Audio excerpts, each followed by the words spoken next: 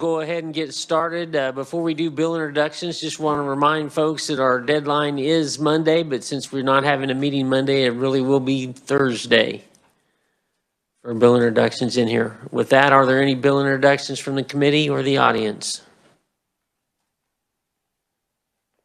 Seeing none, we'll go ahead and open the hearing on Senate Bill 379. Just so people know, we had the proponents scheduled for today and neutrals and opponents for tomorrow.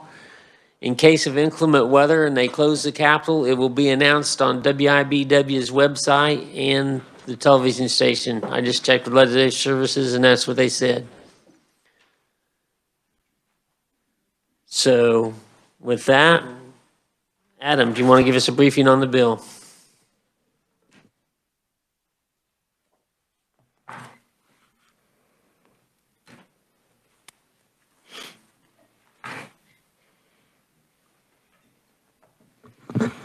Thank you, Mr. Chairman. Senate Bill 379 would regulate the use of autonomous motor vehicles in Kansas. Going through the bill, Section 1 would provide definitions that would be used throughout the bill for various terms. Section 2 would prohibit any city or county from enacting an ordinance or resolution that would prohibit the either the use or the regulation of autonomous motor vehicles, and any such ordinance would be deemed null and void.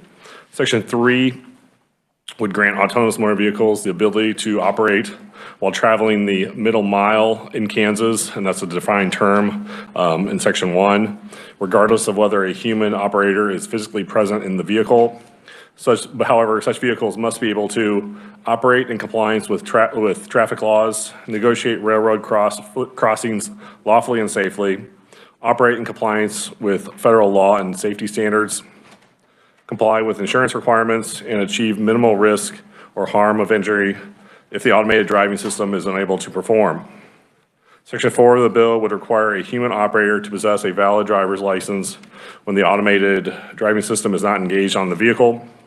For vehicles operating with the automated driving system engaged, the owner of the vehicle is considered to be the operator for assessing compliance with traffic laws. And then lastly, a remote operator of the automated driving system is required to possess a valid driver's license for the class of vehicle being operated. And with that, I'd be happy to stand for any questions. Any questions for Adam? Senator Pittman.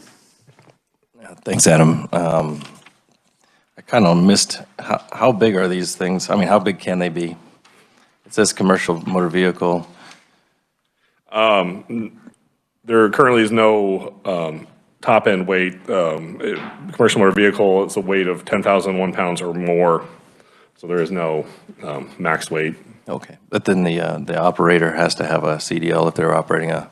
Correct, that would be my interpretation, yes. Committee, further questions for Adam?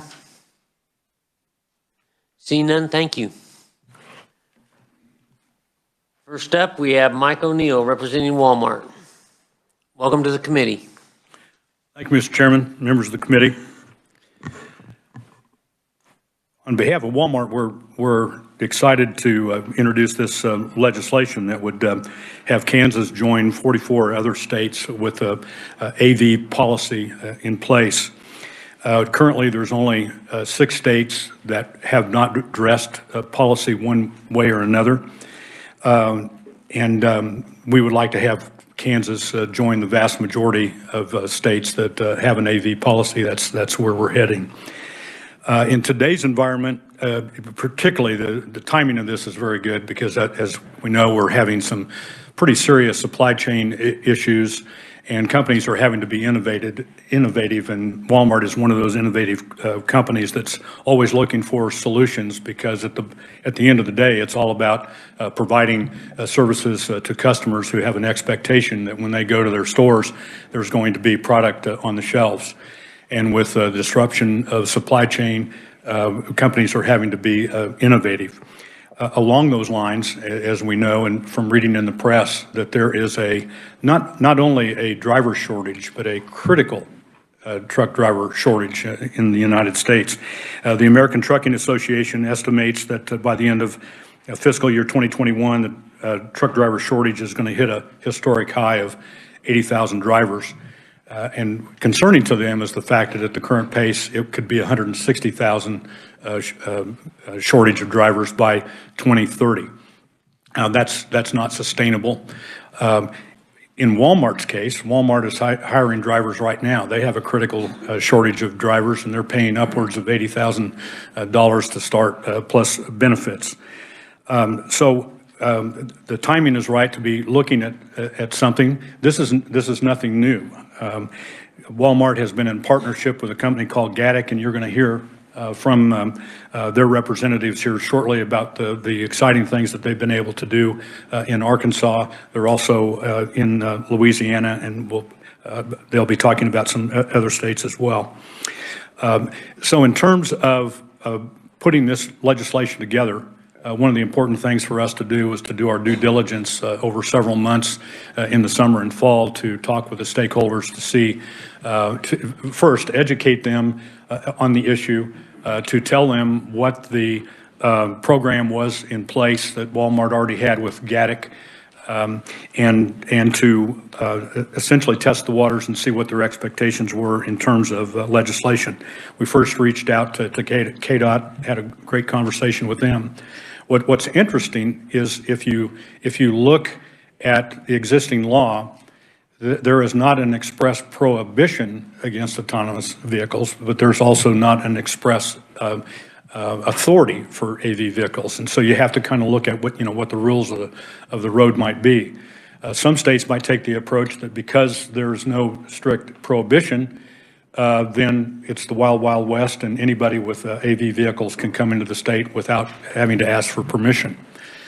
We went into this not thinking that was the correct way of going about it, but we wanted to get input from the stakeholders, and we had good conversations with KDOT, with leadership, with lawmakers, to talk about what they might be able to accept. We had conversations with representatives of the governor's office and labor. And after all of those discussions, hours and hours, days and days, it was determined that we in Kansas, in terms of the first foray into the issue of AVs, ought to take a measured approach to how this would be initiated in the state of Kansas.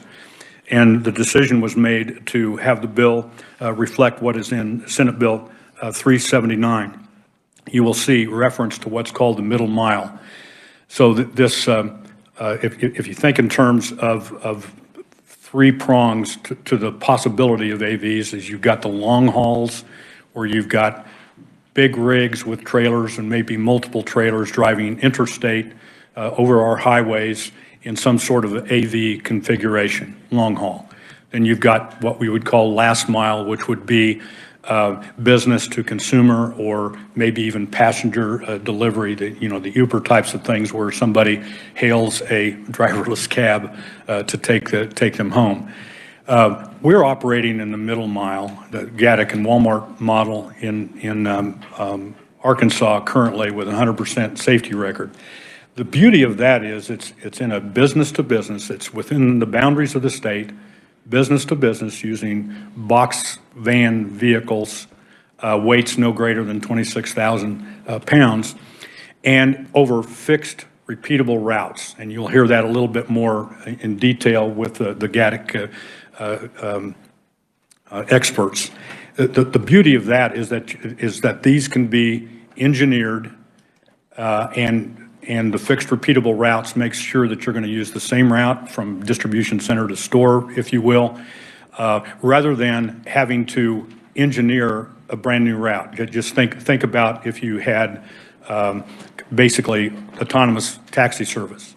You know where you're maybe going to start, you just don't know where you're going to finish. And can you engineer that route to that residential home in a safe fashion?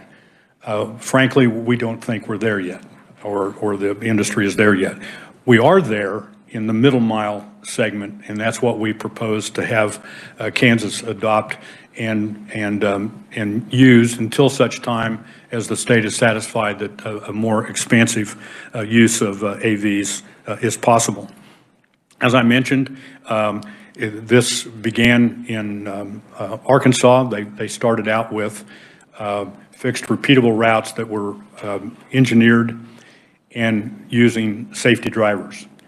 This bill does not, as currently written, feature any requirement for a safety driver, but that is exactly the way this plan would roll out. We understand that if there is a requirement for a safety driver, what we would recommend that requirement to be would be 12 months. In other words, anytime there is a new route, the initial route plus any additional route, that it would be 12 months period of time where you would have a safety driver so that you can then establish that safety record and then you could go fully autonomous. They are in fact fully autonomous in Arkansas as we speak.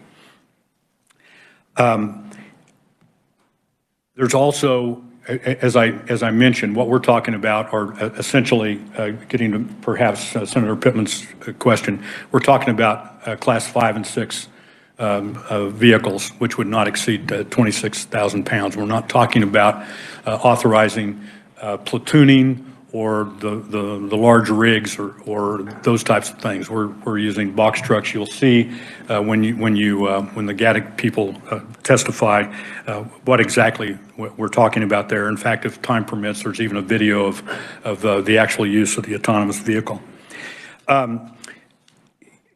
There are going to be those, we already know, who will suggest that this is too narrow and that you really ought to just open it up like many states have done in terms of having a policy that's pretty wide open.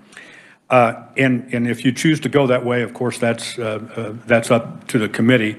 We felt that the more measured approach was the more practical, good public policy, and it's one that we have a proven safety record that can back us up. There may be a question, you know, the cars that we have manufactured now have what we call ADAS or Advanced Driver Assistance Systems in them that have some sort of semi-autonomous features to them. That's not what we're talking about here. Nothing in this legislation prevents that. Nothing in this legislation affects the ability of those cars to continue to have that, because you're always going to have the human driver. These features just simply are high-tech features that increase the safety aspects. This is not just a Walmart Gatik bill. We want to make sure that we're clear about that. We just happen to be the pioneers in this area with Gatik and are bringing to you a tried and true program that they have successfully implemented in other places. This would be available to anybody that can and wants to occupy that middle mile space, as long as they're following all the rules. And as you know, there is a federal standard, and then there are the state standards. The federal is basically safety and engineering and those types of things that National Highway Traffic Safety Administration controls and US KDOT. The states are basically involved in financial security, rules of the road, and that sort of thing. The bill makes it clear that we're going to comply with all applicable federal laws. We did have a question come up about the use of the word when we preempt the local governments from refusing to allow AVs. We use the word regulate. That there was a question raised as to whether that means that we would be immune from local traffic laws like speed limits and school zones and that sort of thing. That's not the intent. The revisor and I have visited about a potential amendment that we would be required to follow all applicable laws, not just state laws, but that would be state and local laws, and we would be fine with an amendment in that regard. So you will be, I think that's an overview. Now we're going to get into the weeds, and probably the Gatik individuals can anticipate a lot of the technical questions that you're going to have that are way above my pay grade. So we have Richard Steiner and Apeksha Kumavat from Gatik by WebEx. I would recommend and plead with the chairman to hold questions until they're done, because I'm sure that there'll be questions that I can't answer that we can hand off to them for answer. And with that, stand for questions at the appropriate time. Thank you. Next up, we'll have Richard Steiner.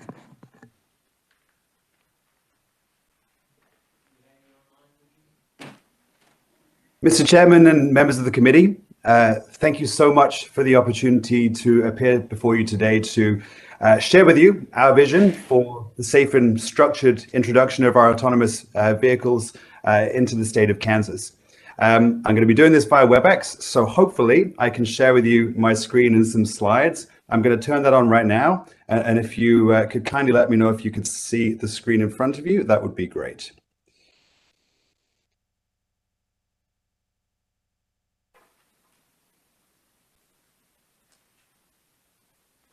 We're looking at your screen.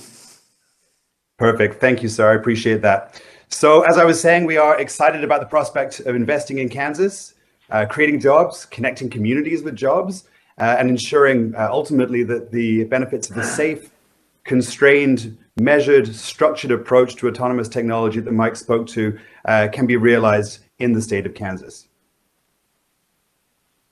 So a little bit about the Gatik team, just to introduce ourselves. We are the leaders in autonomous middle mile logistics. We deliver goods safely and efficiently on the middle mile in our fleet of light and medium duty trucks on behalf of Walmart and other retailers. I'll be joined in the room today virtually by our chief engineer, Apeksha Kumavat, who will be able to walk the committee through some of the engineering and technical components of our operations and respond to all of the questions that you may have on that front. We were founded in 2017. I just want to flag by veterans of the autonomous technology industry. Our team and our experience is built around the core values of our company, namely safely, integrity, and ultimately ensuring that the advantages of autonomous delivery can be experienced by our customers in the near term. So we've been proudly partnering with Walmart to help optimize Walmart's supply chain, specifically with relation to the middle mile since 2019. So I'm going to dive into the partnership that we have with Walmart here. So we've been operating with Walmart in Arkansas and Louisiana, delivering goods from, in Arkansas, a dark store or a warehouse that's a small distribution center that consumers don't have access to a retail location where consumers can safely pick up their goods. And in Louisiana, a variation on the theme with the use case, delivering goods from a Walmart supercenter to a convenient pickup point in Metairie, which is a suburb of New Orleans, again, to ensure that consumers have access to their goods in a safe, efficient, and reliable fashion. What I want to flag first and foremost is that we have achieved a 100% safety record across each of our operational sites. That not only includes Arkansas and Louisiana with Walmart, but also our other operational sites in Texas, that's San Antonio and DFW, also California and Ontario, Canada, where we're based a little north of the border as well. We've been able to achieve this exemplary safety record by operating exclusively on the middle mile, defined as the intrastate commercial movement of goods in a business-to-business capacity, specifically between two or more fixed points on fixed repeatable routes. And we're going to talk about those fixed repeatable routes in great detail. Apeksha will help to walk the committee through exactly why, from a technology perspective, it is the safest and most constrained way to operate autonomously, and how we've been able to successfully achieve the fully driverless milestone that Mike O'Neill had alluded to before.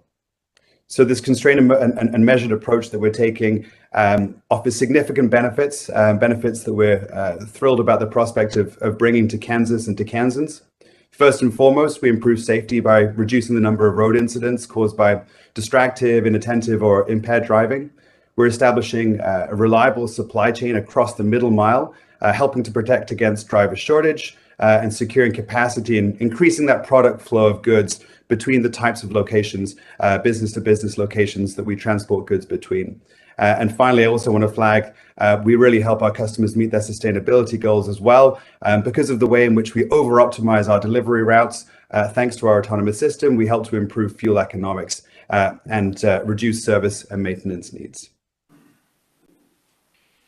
So to hone in on the middle mile, Mike O'Neill spoke to this, but if you see on the right-hand side of your screen there, last mile, that's the business to consumer applications. Typically speaking, when you're talking about the delivery of goods, you're talking smaller vehicles, limited payload, limited carrying capacity, lower speeds, sidewalk delivery oftentimes. The other end of the spectrum, which is on the left-hand side of your screen there, that's the long haul. Those are the big rigs, the Class 7, the Class 8 trucks, coast-to-coast technology, interstate. and delivering larger payloads at higher speeds over much longer distances. Where Gatik lives and succeeds is the middle mile. So specifically, again, those B2B short-haul routes in urban and semi-urban environments. We operate a fleet of class 3 to 6 autonomous box trucks or straight trucks, so we never exceed 26,000 pounds.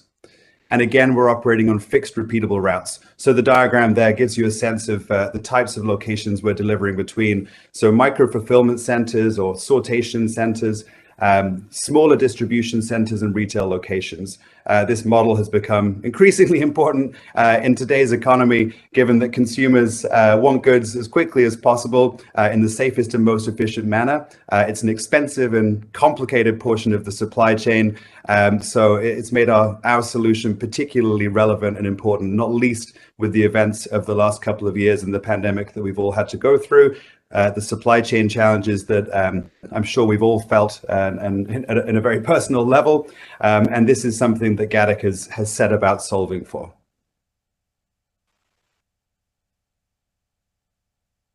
I want to touch a little bit upon the autonomous vehicle policy landscape. As you can see from the diagram here, 44 states in total have developed autonomous vehicle policies. 21 currently are what we would consider to be for Gatik's autonomous vehicles, in that fully driverless operations are permitted, as is the paid movement of freight. There are 23 additional states there that have very progressive AV policies as well, including advanced testing and structured programs, again, for the deployment of our vehicles and others in the space. Really importantly, I want to flag as well just how seriously we take our relationships with the state authorities, state and local authorities, I should say, in the jurisdictions in which we are deployed. As I mentioned before, we're live in Arkansas, Texas, California, Louisiana, as well as Ontario, Canada. And critically, what we take upon ourselves is to ensure that we have a strong, transparent, accountable data sharing relationship with the authorities, establish strict and structured reporting processes. We take it upon ourselves to ensure that we are sharing information in every aspect of our deployments. Frankly, we believe that accountability and transparency is incumbent upon us to share data with the authorities to ensure that everybody is not only benefiting from the service we're providing, but also involved. I want to touch on some of the key aspects of what we would call an environment conducive to our deployments. First and foremost, fully autonomous operations permitted to ensure that the state and the citizenry can benefit from the true advantages of autonomous technology. I also want to stress again a really important point that Mike O'Neill had mentioned, which is the fact that we would have a safety driver on board our vehicles for a minimum period of 12 months before ramping up towards fully driverless. Paid movement of freight, as I've mentioned, the significant economic and employment benefits of the solution that we're offering here, critical as well to the expansion of these plans. And the two squares that you can see at the bottom of your screen there. So establishing reporting mechanisms to share data on our operations, really helping to facilitate that exchange of learnings at the state level about what it is that this technology is providing and the advantages that it's offering. And those structured approvals as well. I'll highlight those just by way of stating that there are jurisdictions in which structured approvals are not in place. Frankly, we welcome them. We welcome these types of discussions. We want to ensure that everybody is not only aware but comfortable with our technology and exactly what it is that we are doing. So again, we take our relationships with state authorities and local authorities very, very seriously and look forward to being able to share data on every aspect of our operations. With that, I'm going to pass over now to Apeksha Kumavad, our Chief Engineer at Gatik, who's going to walk the committee through some of the engineering, technological, and safety aspects of our operations. Apeksha, I can move the slides for you, so just give me a shout whenever you'd like me to advance. Thank you so much, Richard. Thank you, Mr. Chairman and committee. So, Richard, if you could go on the next slide, please. Thanks. So I would be going a bit deeper into the key aspects of the technology specific to safety, as well as some of the key advantages that we see from being autonomous, building this technology specifically for known fixed routes between businesses from one of their stores and warehouses to the other warehouse to their other stores. So one of the key things that we see here is the first key pillar is we need exponentially very less data or information to actually build these systems safe enough and highly engineered for these specific routes. What this means is our systems are combinations of very highly engineered, optimized, learning-based methods, which are designed very specifically for the routes that we will be operating on. The systems are very deterministic. What kind of behaviors, what kind of responses and performance will we be seeing on these routes is something that we have very high confidence on. Our vehicles are not built to go on all the roads, any kind of roads, and tested on just a small set of roads. We actually build these systems for these specific routes and exhaustively test these systems on these specific routes. So there's a very high confidence of how the systems will be performing on these routes. The third key pillar is having redundancies at all levels, all the components of the systems. This includes hardware, software, as well as infrastructure and networking. Some of the key things that I would like to highlight is components such as braking and steering and other software components, which are very critical to the operation and safety of the system, are duplicated so that even in case one component malfunctions or has a failure, we can switch to the other subcomponent and get the system to a safe state. Rich, if we can go to the next slide, please. So with that amount of exhaustive validations and system design that we have done for several years, we have been operational in autonomous capacity in different states with our customers on several different routes, going through all the different kinds of complex situations in the urban as well as suburban domain. This includes taking complex right turns and left turns, changing lanes, handling a lot of intersections. And we have proven doing all these kinds of different complex maneuvers over several years, day and night, on these kinds of environments. If we go next, Rich, thank you. So the couple of things that I described the previous slide regarding redundancy, I would like to highlight it this particular slide. One of the key things are the sensors or the components that are basically understanding the environment around the vehicle and reacting to it. We have several different kinds of sensors, not just several sensors. It's essentially, we have several different LiDARs that see the world in 3 dimensions. We have several different cameras, as well as a lot of radars all around the vehicle that see the environment in 360 degrees up to a very far long range. All these sensors, if you see on the left side of the slide, same information is being seen by different kinds of sensors and being validated with each other and fused together to form the information about what the world looks like. This allows us a couple of things. It allows us to be operational in different kinds of environments and seasons, as well as it also allows us to have these multiple redundant modalities of sensors that even if one of the sensors is malfunctions, there are several other components that can take over and bring the vehicle to a safe state. Similarly, we have redundant computers as well as drive-by-wire, which is braking, actuation, as well as steering on the vehicle.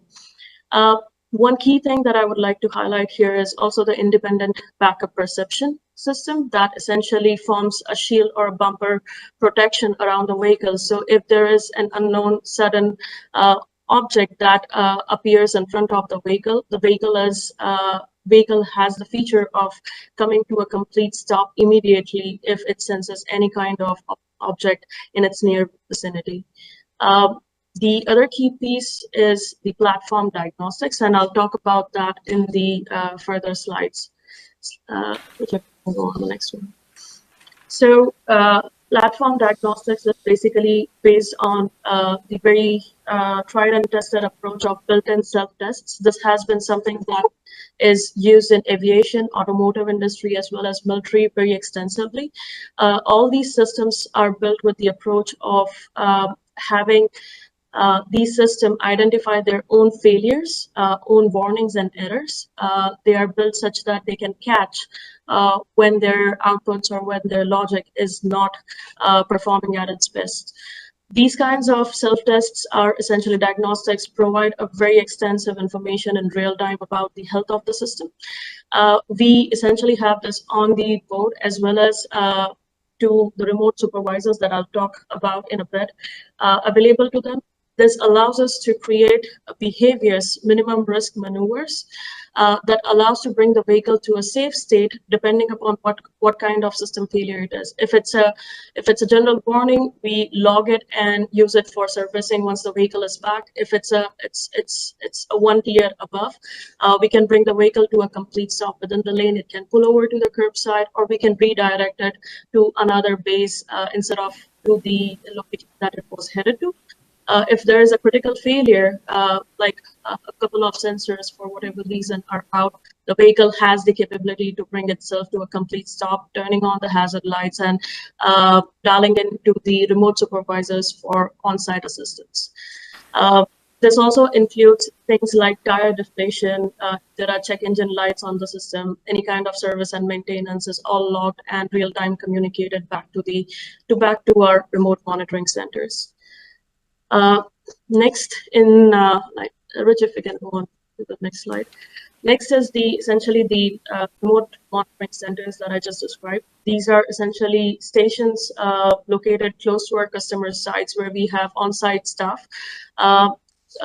Remote supervisors are people with the same kind of driving license as would be required for someone who's on the vehicle, monitoring our systems in real time remotely. These currently our ratio of supervision is one person monitors one vehicle. This allows them to they can actually see like what is the current system health. If there is any kind of request for a higher level decision from the system in terms of like if there's construction happening on the road, if the lane is closed, the vehicle comes to a complete stop and requests for a high level decision from the remote supervisor of what to do next, whether to pull over to the curbside or ask for a new route or a new phase in which the vehicle can return to either the location where it was delivering or back to the base station.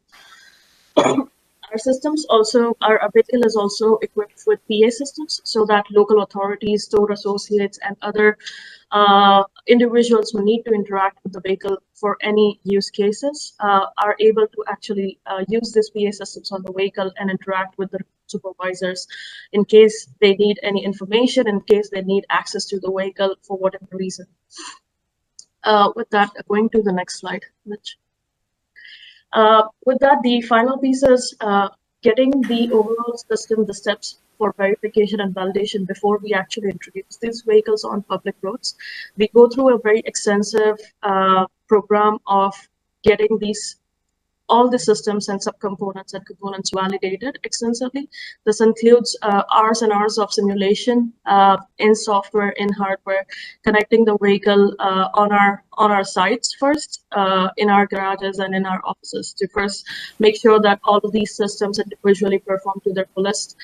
From there on, we integrate all of that and do regression and integrated tests within closed course, fenced course, with our highly trained and vetted safety drivers. These basically they're essentially behind the wheels to observe how the vehicle's performing. Any kind of subtle inaccuracies they are able to catch and report, and they're able to iteratively develop and get the systems to their fullest performance even before they are introduced on the public road. This also includes deliberate fault injections, such as having getting the sensors and components to malfunction and see how the vehicle reacts in case there is a system failure, whether it comes to a complete stop, is it able to bring the vehicle to a minimum risk state in these closed course. Once it goes through those multiple hours and days and weeks of validations within those closed courses, we introduce these vehicles to public road testing, again with the safety driver behind the wheel. And we start with different kinds of programs, and depending upon the routes, at different odd hours first, lower speeds, and then ramp up these kinds of tests in more and more complex environments. From there on, we can, Rich, we can go to the next slide. Yeah. Finally, I would like to essentially contrast this with the different, one of the things that Mike O'Neill pointed out was our system is level 4 autonomy, provides level 4 autonomy according to the SAE levels. What this means is there is no expectation of human in the driving seat. So the system is designed ground up specifically for assuming that there won't be any human to fall back on in case of system failure or any kind of ambiguities on the road. So all the possible situations and scenarios have been tested and are designed. The system is designed to handle these kinds of situations and scenarios on its own and bring the vehicle to a safe state in case of any kind of warnings or failures. If we compare it to the other kinds of levels from level 2 and level 3, which are the ADAS features, these allows the safety drivers to have more advanced features for allowing them a safe ride. But at the end of the day, they expect there to be a driver in the driving seat to take back the control in case there is a fault. With that, I'll pass it over again to Rich. Thanks, Apeksha. And just finally, for the committee here, we wanted to finish by just touching upon our proposed operations in Kansas. Once again, just to clarify, Gatik operates class 3 to 6 vehicles only, not exceeding 26,000 pounds.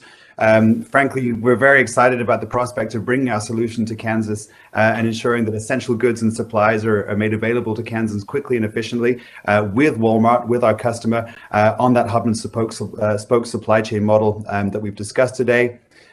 We want to invest in Kansas and create jobs in Kansas for the years to come with our solution. It's anticipated that 20 to 25 jobs will be created in Kansas within 18 months of commencing operations. And when I say jobs, I mean everything from safety drivers to mechanics and technicians working on the vehicles, engineers, other technical staff, also fleet managers as well to manage the fleet in the state.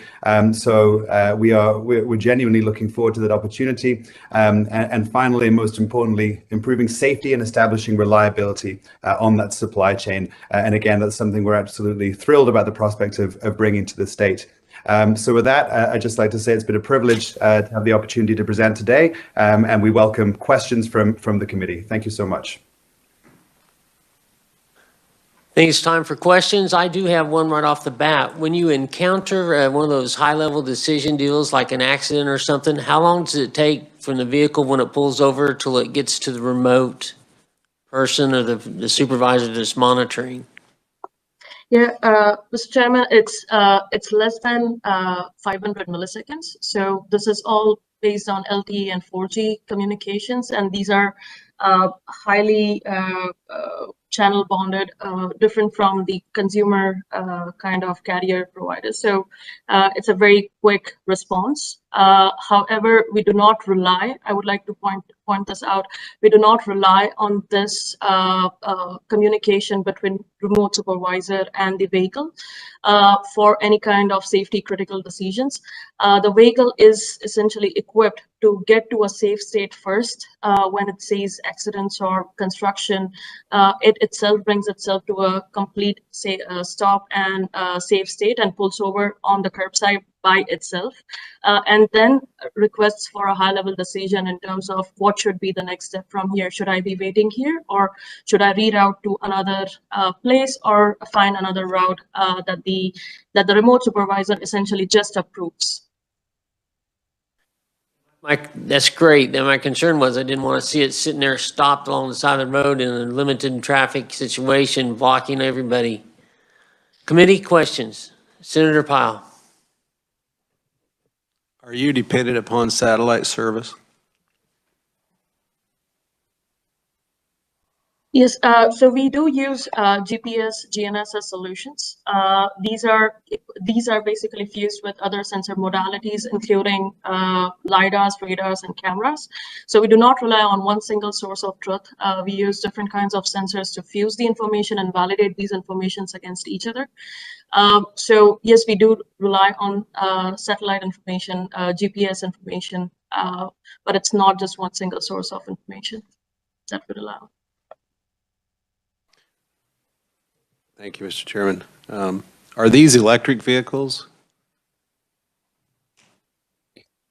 It's Richard. I shall take that question if I may. So we have a fleet of electric autonomous box trucks deployed with Walmart, and it is certainly anticipated that the expansion of our solution to Kansas would be with electric vehicles. However, we do have other vehicles deployed. I just want to flag, which are internal combustion engine vehicles. So we have the full fleet, a range of platform sizes and vehicle platforms which we offer our customers. And where are the internal combustion engines at? Where on the vehicles? No, which states, which countries? Oh, I'm sorry. Thank you for clarifying. So the internal combustion engines are deployed in Texas, San Antonio, and DFW, our larger vehicle platforms, also in Arkansas as well. Our electric vehicles are deployed in Louisiana with Walmart. If I may, Mr. Chairman. I guess I'm questioning, you say you have a 100% safety record. Safety is pretty vague. Does that mean your vehicles are without incident or accident? That is what that means, yes. So we are required to report not only at the state level, but also at the federal level. The National Highway Traffic and Safety Administration mandated that all autonomous vehicle companies report on a monthly basis regarding any incidents that may have taken place. So we report monthly and have always submitted what are called no incident reports because no incidents have taken place. And again, as I mentioned, we take very seriously our relationships with the state and local authorities and provide reports at that state and local level as well. And then again, just to be very clear, no incidents have occurred at any of our deployment sites. Mr. Chairman, if I can. So if I understand you right, no one's ever ran into one of your trucks? That is correct. Okay. Can you tell me how the insurance works on your vehicles? How are you, I mean, this is a driverless vehicle. Who's the insurance fall on if there is an accident? So we work within the insurance requirements as stipulated within each of the jurisdictions in which we operate. I will say that there is a range of requirements across those jurisdictions in which we operate, and we always meet those requirements and or exceed them. Again, we have not had any incidents due to our highly overstructured, measured and constrained use case. But I do just want to flag that we do ensure that we meet all insurance requirements as stipulated by the jurisdictions in which we operate. Well, I'm curious as to who's going to get the ticket if there is an incident and there's a vehicle wreck. Who gets the ticket if it's your fault? What if your machine's at fault, satellite, whatever, some kind of problem, a rock falls in front of your vehicle and causes a traffic accident? Who gets the ticket? If I might. Mike O'Neill for Walmart. That's actually covered in the bill. There's a definition of owner on the first page.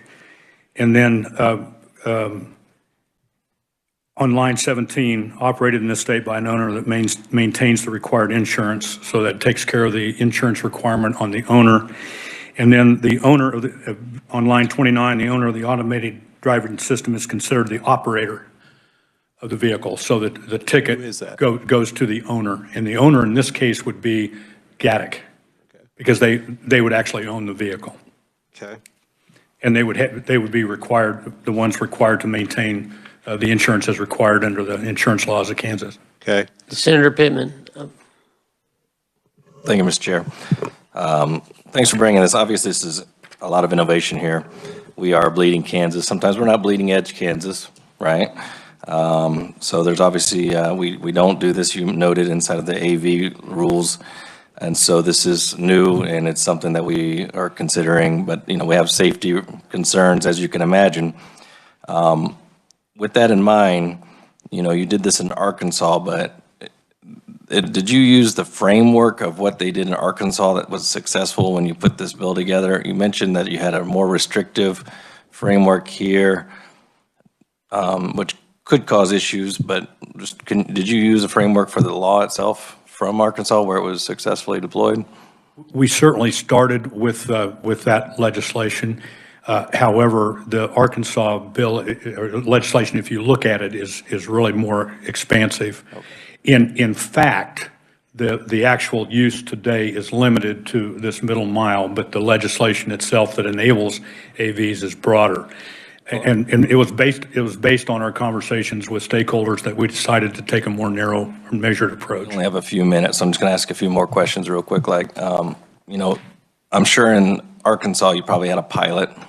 Your organization has done a pilot there, obviously, right? There was a pilot done initially in Arkansas. And, you know, it makes us feel safe when we can do a pilot in Kansas as well. Maybe it's not Gatik, Walmart, but maybe somebody else does this, and we could require a pilot to prove safety, have something like that. I'm anticipating that you wouldn't want that, but what's your thought on that? If this was the first state that was doing this, as Arkansas did, I could understand a pilot. The way the bill is drafted, to have it be narrow, it's essentially the pilot that was done, because we're limited to middle mile fixed repeatable routes. And I think we'll be adding a requirement for that safety driver for at least 12 months. So basically, you have in this legislation narrowly drawn for middle mile. You will have that experience very soon. So on the city's piece, you're specifically saying not that they can't have speed limits, but rather that they can't prohibit the use of autonomous vehicles, right? Right. It's more of what I would call an anti-discrimination. They can't have a law that just says we're going to outlaw AVs. So you've got a distribution center that's in the county. You don't want to have a situation where the city says, well, you can come into the city, you can come to the city limits, but you can't go beyond that. I actually had a conversation on this. It was not our intent to regulate traffic laws, but just the that's restrictions on, like I imagine Johnson County, the state, local entity. That's kind of the question. Workers in here.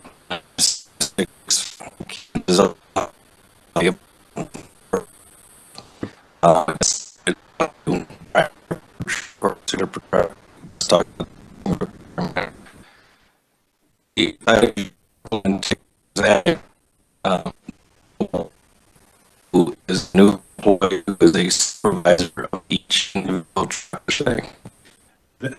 Now, scale out there for or two. Now it's one. If has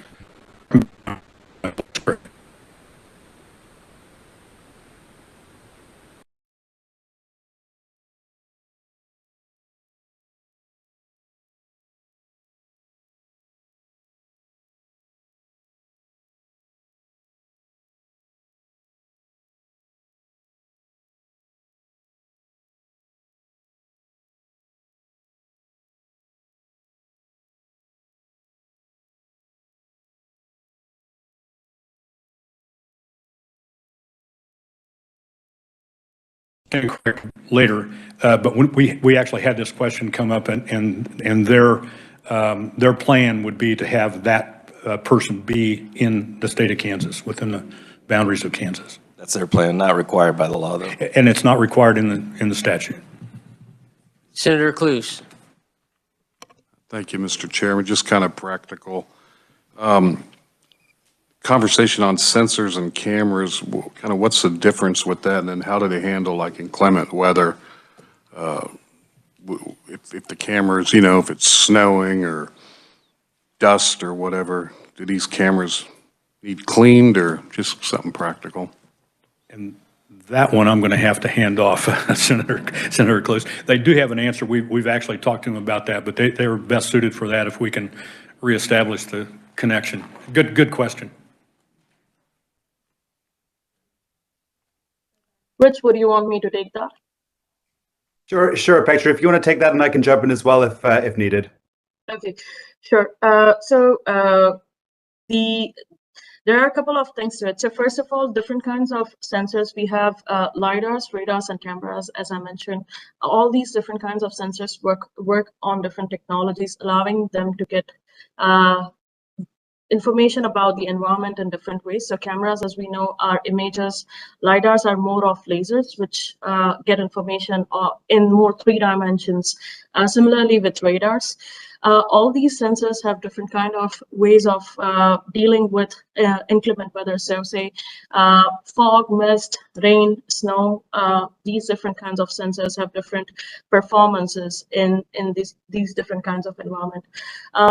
In our initial deployments, we are not targeting inclement weather, but what that means is we are essentially looking at all of our sensors are able to know when, so for example, if there is falling snow or if there is heavy rain, all these sensors are able to actually identify that the environment is not suitable for continuing the operations. And one of the pieces that I described was the on-platform diagnostics, is able to identify that and bring the vehicle to, say, a safe state, redirect the vehicle to one of the pre-identified locations on the route that we can very well do because of the fixed known routes, and bring the vehicle and park the vehicle to a more safe locations. The other item to the handling of inclement weather is fallen snow on the sides or light rain. All of that is something that our sensors and components are already equipped to handle. One of the questions that you had, Mr. Senator, was how these sensors are cleaned and how can like water or any resistant things be cleaned out. We have our proprietary technologies in terms of how the moisture and water that may reside on these sensors be cleaned out, as well as at the end of each trip and runs, we have our crew essentially at the end of the day we have our crew essentially servicing and getting these vehicles cleaned up for the next day's activities. So all of this is programmed. We have essentially protocols to address all of this. However, there are certain things that we are working with our partners, service partners, to essentially take care of. Rich, anything to add? And if I may, Apeksha, just add one more point as well. In terms of addressing the types of inclement weather issues successfully that Apeksha has just outlined, as I mentioned, we have deployments in Ontario, Canada. I don't know if any folks in the room have spent a winter in Canada, but the winters are pretty brutal. So we actually have significant experience in addressing these types of challenges, much more so than any other company doing this in the space that certainly we are all aware of. So I just wanted to flag that as well. We have 2 more questions in 2 minutes. Senator Hawk. Thank you, Mr. Chairman. On slide 16, you talk about the level of automation with driver assistance. In Arkansas, did you start out at L4 or did you do L1 through L3? I can take that. So these vehicles are basically are very different in terms of technology and the way the systems are designed from all the levels L0 to L3, L4 and L5 are very different in terms of how they are supposed to react to any situation. So the systems are built ground up for specifically L4 instead of going from L0 to L3 because the end use case and expectation and having a human as a fallback in the safety driving seat is not something that we can actually rely on while we build the systems. We have to build the systems taking into consideration that there won't be, at the end of all the validations and testing and when the product is out there, there won't be an actual person sitting in the safety driving seat. So the systems have been built with L4 in mind from day one. However, there are stages within L4 that we go through. There are phases that we go through within L4 technology. So the system itself is built for L4, but there are stages in terms of there will be a safety driver on board for certain set amount of period for validations. We run at slower speeds. We run in certain situations on certain scenarios and roads initially, then we keep on increasing the complexity in which this product is deployed. So Senator, yes, it's from day one, it's actually designed for level 4 autonomy. Can you add a driver in cab to this program as a redundant safety system? Yes, so initially for the initial period of deployment, we do have safety drivers on board as the redundant piece for safety while we validate the systems on road. However, the end goal is to have no one in the safety driving seat. Now, for L4 vehicles, I would like to highlight that these vehicles are built specifically for the routes that we want to be operational, like the specific routes that we will be deploying on. These cannot be operated in autonomous mode in any other route or at other areas. Would not, or as well as cannot engage autonomy on any route in the city. So on those routes, we will have drivers with the specific license to operate this. But on these specific routes where we would be driving autonomously for our customers, the aim is that there won't be anyone there won't be anyone in the driver's seat. Thank you, Mr. Chairman. Senator Powell, do you want to state your question? Maybe we can get an answer written back to us. Yeah, I want two things. One, I'd like maps of travel in the states where these are functioning, and I'd like to know if on those maps, since we're in a map drawing this session, I thought this would be appropriate. If those maps would detail those routes, whether they're 2-lane highway, 4-lane highway, I'd just like to see where they're going to and from in these, especially the Walmart situations, if they're using them. I think that the proponents could provide us with those kind of maps. We need that kind of research, see what's going on. And then I'd also like to know where the vehicles are built and the components are built, who's putting these together and building these machines. So thank you, Mr. Chairman. If we can get that done, that would be appreciated. Appreciate that, and if we could have the speed limits on those routes, that would be appreciated. Committee? Happy to help. Stay tuned for the WIBW announcement in case we close. If not, opponents we'll continue the hearing tomorrow.